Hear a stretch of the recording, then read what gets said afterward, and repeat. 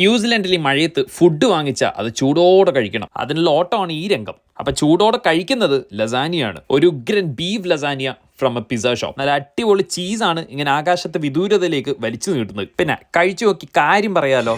എങ്ങനെയുണ്ട്? ഇനി ഒരിക്കൽ കൂടി പിസ്സ ക്ലബിൽ പോകുമോ? അത് കേട്ടതും എട്ടം വല്ലം നോക്കിയില്ല. വണ്ടി നേരെ വിട്ടത് വൈക്കമറ്റ സിമിത്തേരിന്റെ നേരെ ഓപ്പോസിറ്റ് ഉള്ള ഈ പിസ്സ ക്ലബിലാണ്.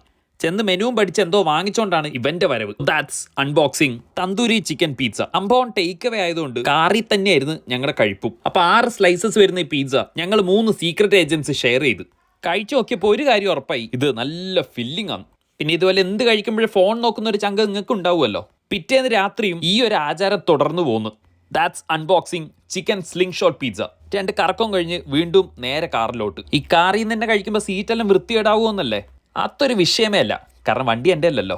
അപ്പോൾ ഈ പിസ്സയും ടോട്ടലി സാറ്റിസ്ഫൈങ് ആണ്.